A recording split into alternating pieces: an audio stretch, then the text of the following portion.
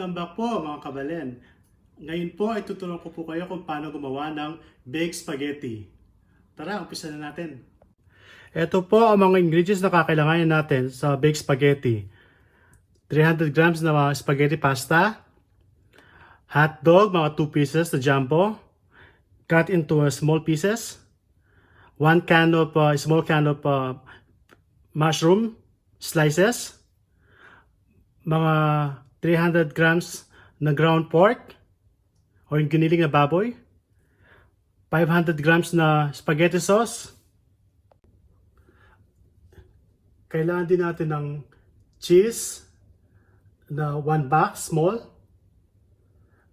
flour, butter, garlic para sa panggisa, onion, panggisa rin, 3 tablespoons of sugar, and then salt, black powder pepper, cooking oil, at saka ng evap milk. Ayan, umpisahan po na natin ang pagpapakulo ng tubig sa isang medium size ng kaserola. Dapat yung tubig nasa kalahati. Ayan guys, kumukulo na yung tubig natin. Ilagay na natin yung pasta. Actually, pinutol ko na pala yung pasta bago pa nilagay. Tsaka naglagay pala ako ng mantika sa tubig para hindi magdidikit.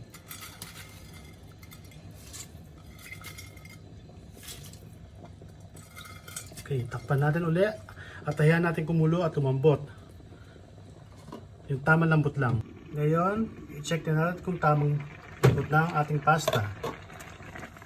Ayan na. Lagay ko, ayos na to. I-test natin. Ayan, okay na po ang pasta natin. Ilagay natin sa isang strainer. Ngayon, ang una ilalagay natin ng mantika.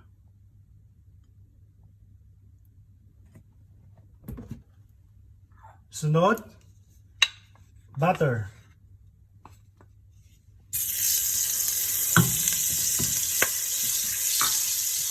Hayaan mo natin matunaw ang butter bago lagay ang susunod.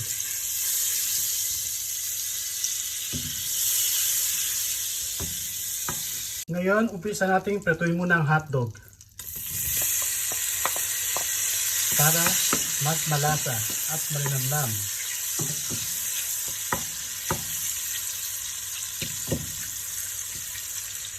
Hayaan muna natin hanggang mga 2 minutes at takpan muna siya.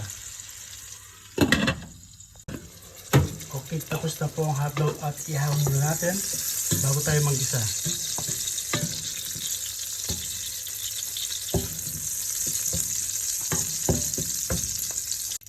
Maggisa na po tayo ng sibuyas.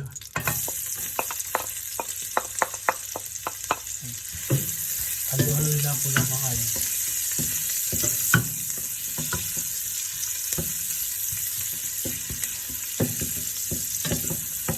And then, isunod na po ang bawang.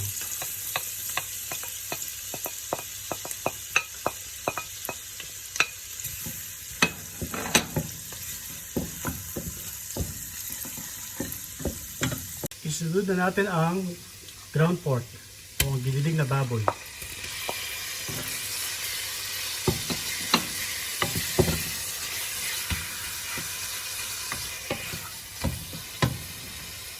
Halo-haloin po mabuti.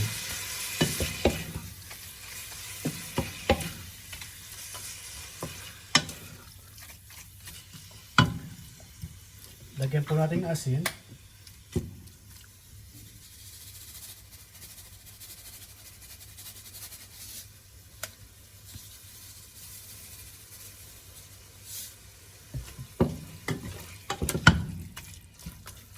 At takpan po natin na maayos. Leave it to 3 minutes. Ngayon, pagkatapos ng 3 minutes, isunod na natin ang mushroom. Make sure lang na luto na ang ground pork natin at halo-haloin.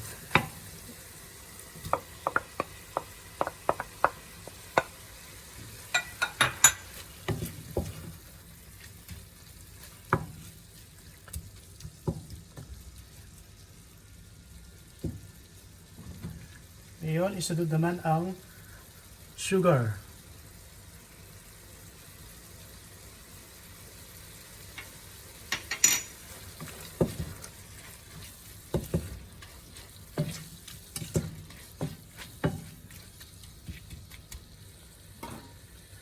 Lagyan natin ng powder pepper. Tansyahin nyo lang, base sa inyong panlasa. Hindi naman sa pagluluto lahat tinatansya. According to your taste. Halo-halo nyo na mabuti.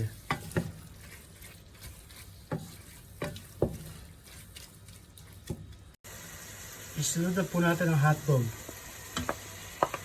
Yan. Haluin siya.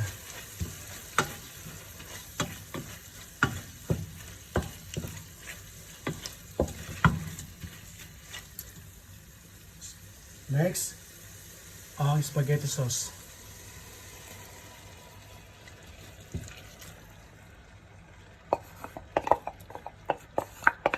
Kahit anong brand pwede po dyan. Ako kasi yung Filipino style ang binibili ko. Yan.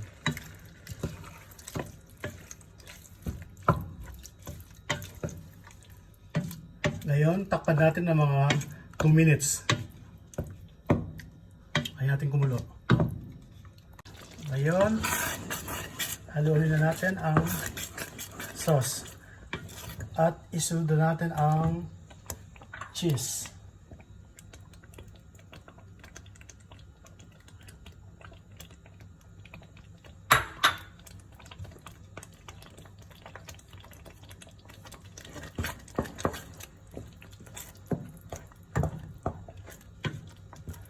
Tsaka natin tikman kung ayos na ang lasa.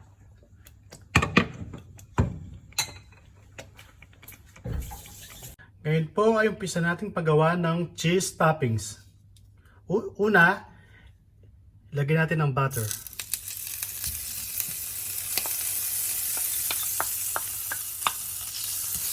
Hayaan mo nang matunaw. Yan lang po. Yan lang po kadali. Isunod po natin ang grated cheese. Lagay lahat yan. Dapat nasa medium heat lang po tayo para hindi masunog.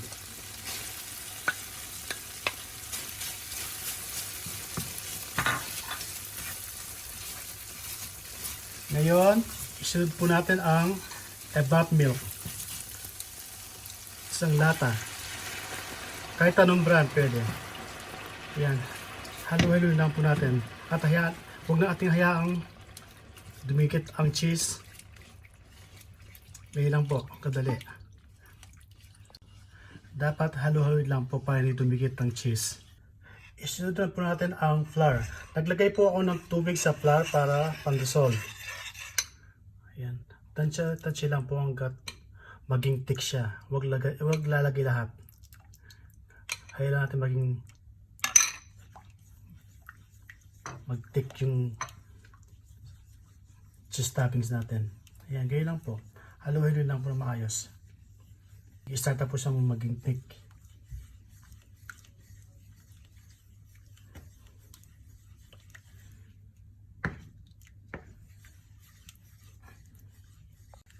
Ayan na po, nagiging thick na ang ating cheese toppings.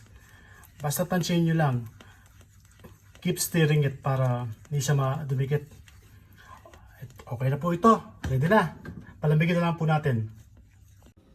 Ngayon, ready na ang baked spaghetti natin. At pwede natin paghaluin ang lahat. Ang pasta at saka ang sauce plus the cheese toppings. Umpisa na po natin. Unahin po natin ilagay ang pasta sauce.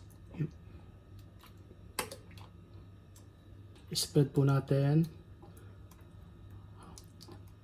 Then, sunod ang pasta.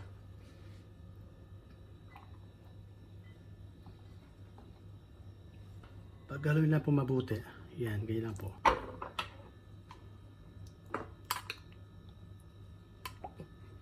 cheese toppings dito sa gitna.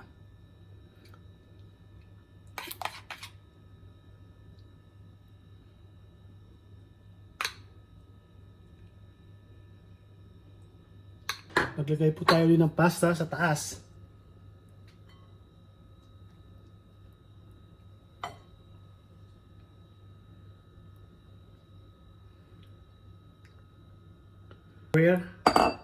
Depende po sa dami ng pasta ang iluluto ninyo. Then, sunod ang pasta sauce ulit sa taas.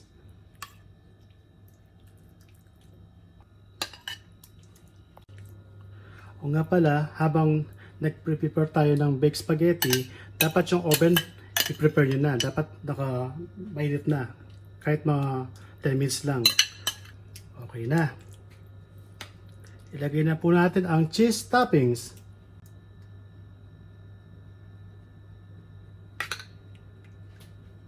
Dapat makover lahat ng pula. Ito na po ang baked spaghetti natin. Ngayon, ilalagay natin sa oven after 10 minutes. Okay na, tapos na po. Ngayon, ipapasok natin sa oven ng mga 30 to 40 minutes. Ibibake na natin. Tara! Okay. Ngayon, i-check natin kung luto na. I think, i-adjust po natin mga 20 minutes hanggang maging golden brown sa taas. Okay? Tara, check po natin kung luto na yung baked spaghetti natin. Ayan, okay na po. Medyo brown na po. Ito na po ang finished product ng baked spaghetti. Para sa mga eksakto ingredients, pakicheck lang po sa baba nito. At syempre, don't forget to subscribe, like, and share this video of my channel.